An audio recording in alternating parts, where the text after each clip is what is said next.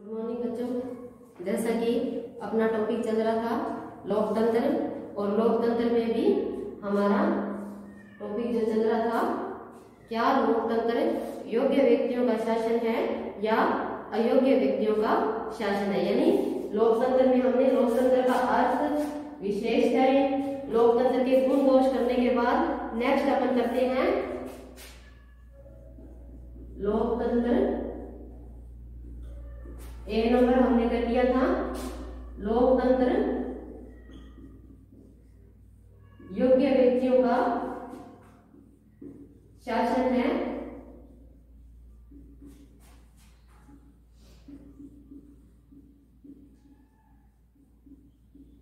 B part जो हमने चल रहा था लोकतंत्र अयोग्य व्यक्तियों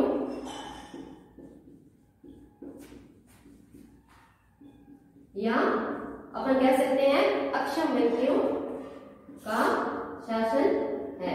तो अपना टॉपिक जो चल रहा था लोकतंत्र क्या है, अयोग्य व्यक्तियों का शासन है। इसमें हमने 2-3 पॉइंट कर लिए थे, नेक्स्ट पॉइंट हम आगे करेंगे।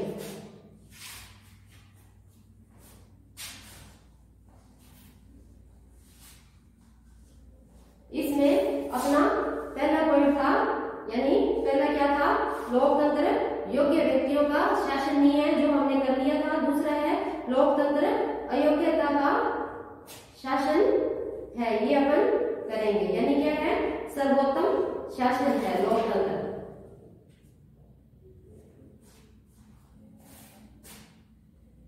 लोकतंत्र सर्वोत्तम शासन है। और जो अयोग्य व्यक्तियों का शासन है उसमें आप, यानी अगर आपको ध्यान में ना हो, पॉइंट ध्यान में ना आ रहे हो, तो आप क्या है लोकतंत्र के गुण और दोष भी कर सकते हो। जैसे लोकतंत्र सर्वोत्तम शासन है, इसमें आपने जो लोकतंत्र के गुण पढ़े वो पॉइंट आप इसमें लिख सकते हो। और पहला जो अपना ए नंबर था उसमें हमने क्या किया, लोकतंत्र क्या है, अयोग्य व्यक्तियों का शासन है, यानी इसमें आप दोष लिख सकते हो। तो क्या है, लोकतंत्र सर्वोत्तम शासन है। इसमें हम पढ़ेंगे कि, यानी तुलना करते हुए फिर करेंगे कि राजतंत्र अधिनायक तंत्र, राजतंत्र अधिनायक तंत्र और लोकतंत्र, ठीक है। यानी इन तीनों शासन प्रणालियों को देखते हुए, राजतंत्र में राजा का शासन, अधिनायक तंत्र में क्या है, कुछ व्यक्तियों का शासन, और लोकतंत्र में क्या है, समस्त जनता शासन करती है। यानी क्या है, प्रत्येक व्यक्ति का मत होता है। तो क्या है, इन तीनों शासन प्रणाली को देखते हुए ये शासन के प्रकार है, शासन करने के प्रकार। तो इन तीनों प्रणालियों को देखते हुए क्या है, लोकतंत्र ही सर्वश्रेष्ठ शासन प्रणाली है, क्योंकि लोकतंत्र में ही अधिकतम व्यक्तियों के अधिकतम हितों की पूर्ति होती है, क्योंकि इसमें प्रत्येक व्यक्ति का मत होता है।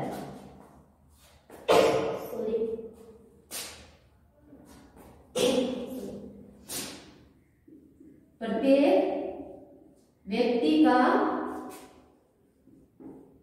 मत होता है, ना कि एक व्यक्ति का या कुछ व्यक्तियों का मत होता है। तो अब तक का अनुभव हमें यही बताता है कि लोकतंत्र ही सर्वश्रेष्ठ शासन प्रणाली है। इसमें अधिकतम व्यक्तियों के अधिकतम हित की साधना लोकतंत्र में ही हो सकती है। अधिकतम व्यक्तियों के अधिकतम हित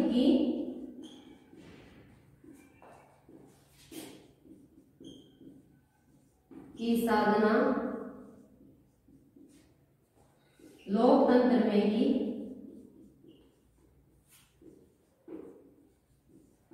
हो सकती है। और इतना पढ़ने के बावजूद हमारे कई पॉइंट निकलकर सामने आएंगे। यानी क्या है, प्रत्येक व्यक्ति का मत होता है, और अधिकतम हित की साधना किसमें होती है, लोकतंत्र में होती है। और लोकतंत्र में क्या होता है, जनता यानी क्या होता है, शासक जनता के प्रति उत्तरदायी होता है। अगर क्या है जनता के हितों की पूर्ति नहीं होती तो क्या है वो उसे समय से पहले ही अपदस्थ कर सकती है। क्या कहेंगे? समय से पहले अपदस्थ कर सकती है।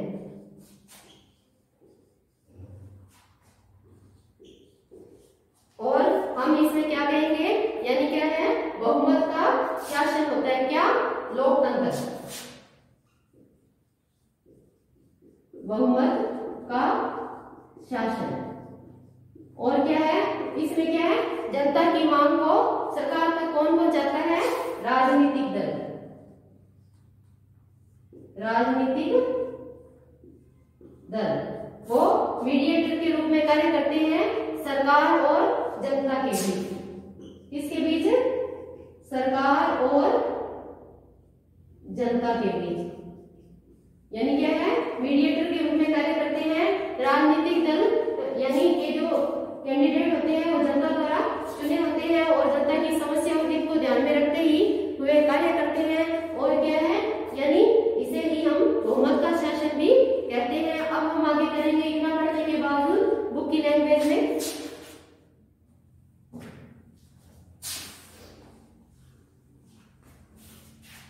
यानी आप इसको यानी गुण और दोष और विशेषताएं जो हमने लोकतंत्र की पढ़ी उनको यानी मनन करते हुए यानी हम इसको आगे लोकतंत्र सर्वोत्तम शासन है इसको हम कितना ही बढ़ा सकते हैं। जैसे हम कर रहे थे लोकतंत्र सर्वोत्तम शासन है, इसमें क्या कहेंगे एक और लोकतंत्र के विरोधियों द्वारा यानी हमने इसकी आलोचना की। यानी इसमें हमने क्या किया लोकतंत्र क्या है अयोग्यता का शासन कहा गया। यानी इसके आलोचकों ने क्या कहा अयोग्यतम शासन, जो कि अपन पहले कर चुके हैं पिछली वीडियो में। लोकतंत्र क्या है अयोग्यतम व्यक्तियों का शासन है। अयोग्यतम शासन है यानी क्या है ये कौन कहते हैं इसके आलोचक। आलोचक ने यह कहकर निंदा की। अपन स्टार्टिंग ऐसे करेंगे कि क्या है लोकतंत्र सर्वोत्तम शासन है, इसके आलोचक इसे अयोग्य व्यक्तियों का शासन कहकर यानी क्या है इसकी निंदा और भर्त्सना करते हैं। और इसके साथ ही दूसरी ओर इसके समर्थक और प्रशंसक जो है वो इसे क्या कहते हैं सर्वोत्तम शासन। इसके जो प्रशंसक है वो इसे क्या कहते हैं सर्वोत्तम शासन। तो हमें इस प्रकार लोकतंत्र सर्वोत्तम शासन है इसकी स्टार्टिंग करनी है कि क्या है आलोचक क्या कहते हैं अयोग्यतम व्यक्तियों का शासन है, जबकि लोकतंत्र के जो समर्थक है जो प्रशंसक है वो क्या कहते हैं कि लोकतंत्र ही सर्वश्रेष्ठ शासन प्रणाली है। इसमें आप ऐसे तुलना करते हुए भी इसको बढ़ा के लिख सकते हो अगर समय हो तो। यानी क्या है राजतंत्र अधिनायक तंत्र और लोकतंत्र तीन प्रकार की शासन प्रणाली में अगर हम इन तीनों का कंपेयर करें तो हमें यानी यह ज्ञात होता है कि लोकतंत्र ही सर्वश्रेष्ठ शासन प्रणाली है तीनों को देखते हुए। इसके साथ ही हम आगे करेंगे कि लोकतंत्र सर्वोत्तम शासन है या नहीं इस संबंध में यानी हम कुछ पॉइंट आगे का अध्ययन करेंगे जिसके आधार पर हम कह सकते हैं कि लोकतंत्र क्या है सर्वोत्तम व्यक्तियों का शासन है।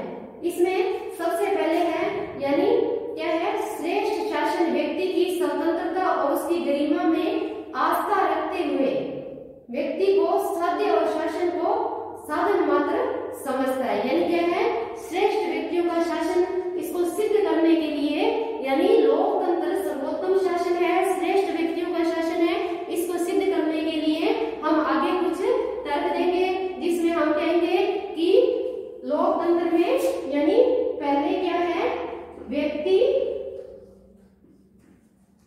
साध्य है और दूसरा क्या आएगा यहाँ व्यक्ति साध्य है और राज्य साधन। यानी इसको हम इस तरह से समझेंगे, यानी गांधी जी ने भी कहा कि हम कोई कार्य करने से पहले क्या है, साध्य और साधनों की पवित्रता पर बल देना चाहिए। कैसे? यदि हम कोई कार्य कर रहे हैं तो उस कार्य को करने में हम कौन कौन से साधन अपना रहे हैं। जैसे क्या है, हड़ताल है, हड़ताल में हम क्या करेंगे, हिंसक साधनों का प्रयोग नहीं करेंगे, यानी क्या है, हिंसा का बिल्कुल भी प्रयोग नहीं करेंगे। तो व्यक्ति क्या है, साध्य है, और राज्य व्यक्ति की इच्छाओं की पूर्ति करने वाला साधन मात्र, यानी क्या है, अब वर्तमान में लोकतंत्र ने लोक कल्याणकारी के आदर्श को अपना लिया है। तो इसके कारण राज्य का उत्तरदायित्व बनता है कि प्रत्येक व्यक्ति के व्यक्तित्व का सर्वांगीण विकास करना राज्य का उत्तरदायित्व है। तो हम इसके सर्वोत्तम शासन के पक्ष में एक तर्क दे सकते हैं कि व्यक्ति साध्य है और राज्य व्यक्ति की इच्छाओं की पूर्ति करने वाला साधन मात्र है, तभी वह अपने अस्तित्व को बनाए रख सकता है। दूसरा क्या है, वह व्यक्ति और समाज के सर्वांगीण विकास का प्रयत्न करता है और सार्वजनिक हित में वृद्धि करता है। दूसरा हमारा क्या है, यानी सर्वांगीण विकास, सर्वांगीण विकास में सहायक है,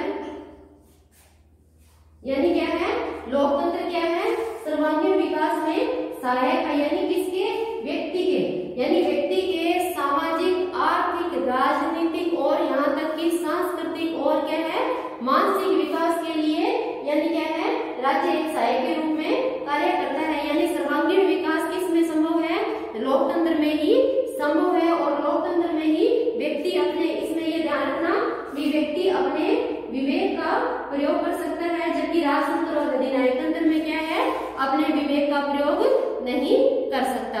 तीसरा हम आगे करेंगे, वह जनता के अनुसार ही कार्य करता है और अत्याचारपूर्ण ढंग नहीं अपनाएगा। इसमें हम तीसरा पॉइंट करेंगे, लोकतंत्र के पक्ष में या लोकतंत्र सर्वोत्तम शासन है, इसकी पुष्टि करेंगे। तीसरा पॉइंट हमारा है, यह जनता के अनुसार ही कार्य करता है और यह कौन, लोकतंत्र, लोकतंत्र जनता के अनुसार ही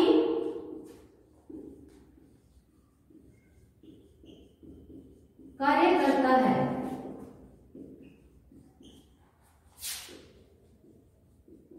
कार्य करता है, अत्याचारपूर्ण कार्य नहीं करता,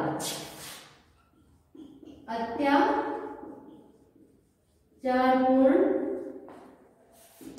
कार्य नहीं करता। यानी वही बात फिर से रिपीट होगी, यानी क्या है, साध्य और साधनों की पवित्रता, या क्या है, जनता के हित में कार्य करना, जनता की यानी समस्याओं की ओर ध्यान देना और विकास योजनाएं लागू करना। इसमें क्या है, लोकतंत्र जनता के अनुसार ही कार्य करता है, यानी क्या है, लोकतंत्र में जनता अपना प्रतिनिधि चुनती है और प्रतिनिधियों के माध्यम से शासन कार्य किया जाता है। तो क्या है, जो प्रतिनिधि होता है वो क्या है, जनता के प्रति उत्तरदायी होता है और वो जनता की समस्याओं को ध्यान में रखकर ही कार्य करता है, ताकि उससे यानी क्या है, आने वाले चुनाव में उसका पक्ष मजबूत हो और जनता भी उससे संतुष्ट रहे। तो दूसरा क्या है, अत्याचारपूर्ण कार्य नहीं कर सकता, ये लोकतंत्र की विशेषता नहीं होती। क्या है, राजतंत्र और अधिनायक तंत्र में हम कह सकते हैं कि अत्याचारपूर्ण शासन हो सकता है, क्योंकि राजतंत्र में यानी एक व्यक्ति शासन करता है और अधिनायक तंत्र में क्या है, कुछ व्यक्ति शासन करते हैं। तो इसमें कुछ व्यक्तियों के ही हितों की साधना होती है, तो क्या है, क्रांति की संभावना बढ़ जाती है, इसकी क्रांति, यानी और साथ में ही लॉर्ड एक्टन का यह कथन सत्य ही है, या यूं कह लो कि अब तक का अनुभव हमें यह बताता है कि यानी अगर हम किसी व्यक्ति को ऐसी शक्तियां प्रदान कर देते हैं तो वह क्या है, निरंकुशता का प्रतीक होता है। इसमें क्या है, कुछ साधन संपन्न व्यक्तियों के ही हितों की पूर्ति होती है। और लोकतंत्र की विशेषता यह है कि प्रत्येक व्यक्ति को व्यक्ति होने के नाते महत्व दिया जाना चाहिए, ना कि वो किस जाति का है, धर्म का है, स्त्री है या पुरुष है। एक न्यूनतम योग्यता प्राप्त प्रत्येक व्यक्ति यानी स्त्री और पुरुष को समान माना जाता है, यानी न्यूनतम योग्यता प्राप्त प्रत्येक स्त्री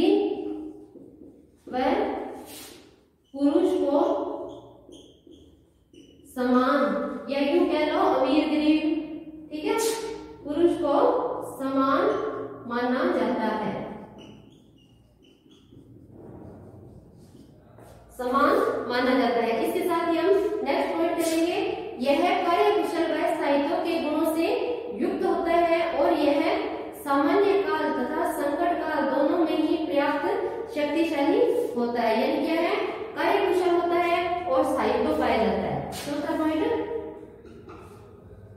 इसमें कार्यकुशल व स्थायित्व पाया जाता है किसमें, लोकतंत्र में। यानी कार्यकुशलता पाई जाती है और क्या है, इसमें स्थायित्व प्राप्त पाया जाता है, क्योंकि लोकतंत्र की विशेषता होती है कि वह जनता के हित में कार्य करे और जनता के हित में कार्य करने का परिणाम यह होता है कि उसमें यानी स्थायित्व होता है, जनता संतुष्ट रहती है तो उसमें यानी स्थायित्व अपने आप ही आ जाएगा। इसके साथ ही यानी यह सामान्य काल तथा संकट काल दोनों में ही शक्तिशाली सिद्ध होती है। ये बात आप ध्यान रखोगे, यह सामान्य काल और संकट काल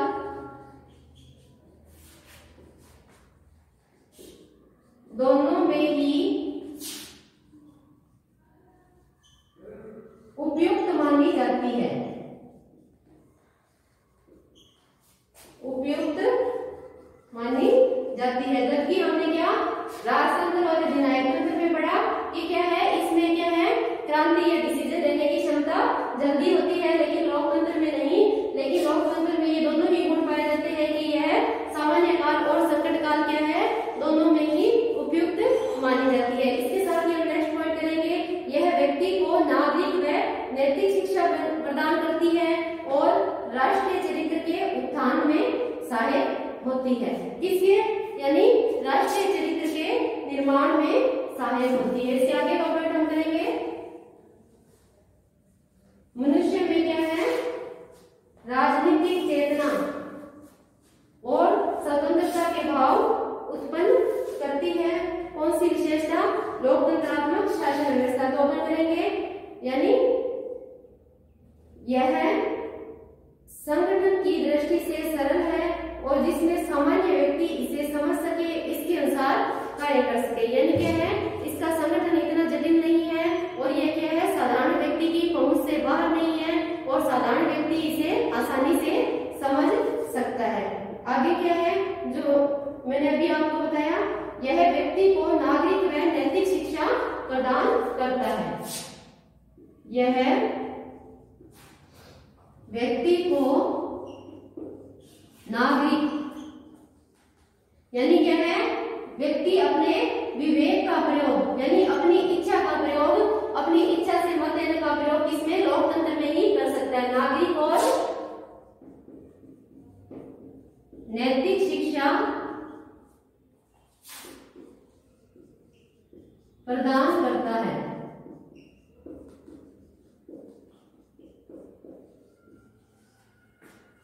ठीक है, इसके आगे हम नेक्स्ट करेंगे, यानी राष्ट्रीय चरित्र के उत्थान में भी सहायक है। यानी क्या है, राष्ट्रीय चरित्र के निर्माण में सहायक है। यानी अपने भारत में क्या है, लोकतंत्र है, लोकतंत्र में भी क्या है, यानी हमारे भारतीय संविधान या की विशेषता क्या है, विविधता में एकता। यानी क्या है, यहाँ विभिन्न जातियों, धर्मों, संप्रदायों के लोग रहते हैं, लेकिन फिर भी उनमें एकता पाई जाती है। यानी लोकतंत्र ही व्यक्ति में क्या है, श्रेष्ठ नैतिकता का विकास करता है और उसके यानी राष्ट्रीय चरित्र के निर्माण में भी सहायक है। क्या, लोकतंत्र, क्योंकि इसमें व्यक्ति खुलकर अपनी भावनाओं की अभिव्यक्ति करता है, जबकि राजतंत्र और अधिनायक तंत्र में व्यक्ति कुंठित होता है और उसमें क्रांति की संभावना रहती है। इसके साथ ही हम नेक्स्ट पॉइंट करेंगे, यह साम्राज्यवाद तथा युद्ध विरोधी और विश्व शांति में आस्था रखने वाला होता है। यानी क्या है, यह साम्राज्यवादी और युद्ध विरोधी। अगला हम क्या करेंगे, यह साम्राज्यवादी, यह साम्राज्यवादी और युद्ध विरोधी, यानी क्या होता है, लोकतंत्र क्या है, साम्राज्यवादी, और क्या होता है, युद्ध विरोधी होता है, और क्या है, विश्व शांति में आस्था रखने वाला होता है। विश्व शांति में आस्था रखने वाला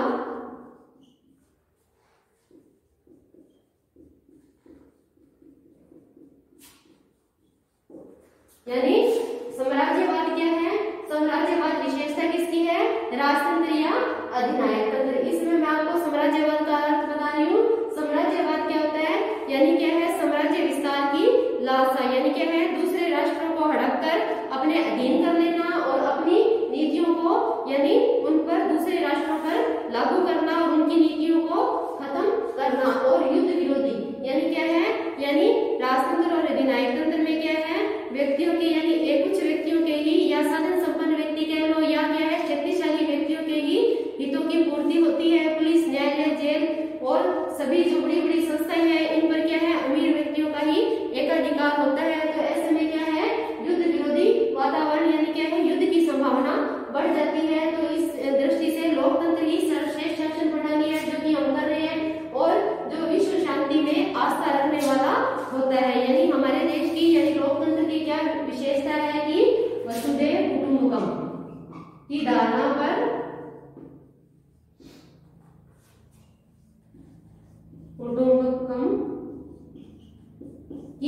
पर आधारित है। क्या है कि संपूर्ण विश्व ही मेरा परिवार है। ऐसी वाइड सोच रखने वाले यानी लोकतंत्र में ही हो सकते हैं। इससे आगे का पॉइंट हम करेंगे, यानी यह समय और धन की दृष्टि से भी मितव्ययी होता है। यानी क्या, अगला हमारा यह है समय और धन की दृष्टि से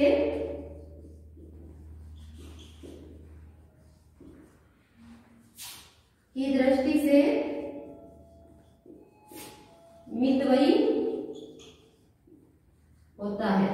क्या, लोकतंत्र, क्योंकि लोकतंत्र में क्या है, यानी प्रत्येक व्यक्ति का मत होता है और इसमें क्या है, लंबे समय तक यानी जनता क्या है, अपने इच्छा से अपने विवेक के प्रयोग से अपना प्रतिनिधि चुनती है। तो क्या है, उसमें क्या आ जाता है, स्थायीपन आ जाता है और क्या है, कार्यकुशलता आ जाती है। यानी क्या है, इससे समय की भी बचत होती है। और लोकतंत्र में क्या होता है, यानी जनता अपनी मर्जी से अपने शासक को चुनेगी। तो क्या है, वह जितनी अवधि के लिए, जैसे 5 वर्ष है तो 5 वर्ष की अवधि तक अपने पद पर बना रहेगा। और अगर बारी बारी जैसे राजतंत्र और अधिनायक तंत्र में क्या है, क्रांति की संभावना रहती है। तो इसमें यानी लोकतंत्र ही सर्वश्रेष्ठ शासन प्रणाली है, क्योंकि बार बार अगर चुनाव होंगे तो उससे क्या है, धन और समय का ही अपव्यय होगा। और क्या है, शासक जो हमारा शासक होगा या जो हमारा प्रतिनिधि होगा वो योजना बनाएगा नहीं, उससे पहले ही यानी क्या है, उसका पतन हो जाएगा। इसलिए क्या है, लोकतंत्र से हमें समय और धन की दृष्टि से भी मितव्ययी होता है। तो अब आज हमने किया क्या लोकतंत्र सर्वोत्तम शासन है। तो आपका क्वेश्चन ऐसे बनता है, क्या लोकतंत्र योग्यतम व्यक्तियों का शासन है, यानी क्या सर्वोत्तम शासन है या क्या है, अयोग्य और अक्षम व्यक्तियों का शासन है। तो हमें ये पॉइंट इसमें जो मैंने आपको आज पढ़ाए हैं ये करने हैं। और आज हमारा लोकतंत्र का जो ये टॉपिक है ये यही खत्म होता है। यानी हमने लोकतंत्र पढ़ा। अब लोकतंत्र के साथ ही साथ आपके सिलेबस में हम नेक्स्ट वीडियो में करेंगे अधिनायक तंत्र। यानी ये लोकतंत्र की अपेक्षा थोड़ा टॉपिक छोटा है। अधिनायक तंत्र या राजतंत्र को हम एक ही अर्थ में ले लेते हैं। अधिनायक तंत्र में क्या है, कुछ व्यक्तियों का संगठन होता है। तो इसमें हम करेंगे, हमारा क्वेश्चन बनता है, अधिनायक तंत्र से आप क्या समझते हैं, इसके गुण और दोषों का वर्णन कीजिए। या हम इसको लैंग्वेज चेंज करके यूं भी कह सकते हैं कि क्या अधिनायक तंत्र योग्य व्यक्तियों का शासन है या अयोग्य व्यक्तियों का शासन है। तो हम यानी इससे मिलता जुलता ही सेम टॉपिक करेंगे। यानी लोकतंत्र के बिल्कुल अपोजिट है, उल्टा है क्या, अधिनायक तंत्र। अधिनायक तंत्र में क्या है, कुछ व्यक्ति या व्यक्ति समूह के हितों की ही पूर्ति होती है। आज के लिए बस इतना ही। धन्यवाद।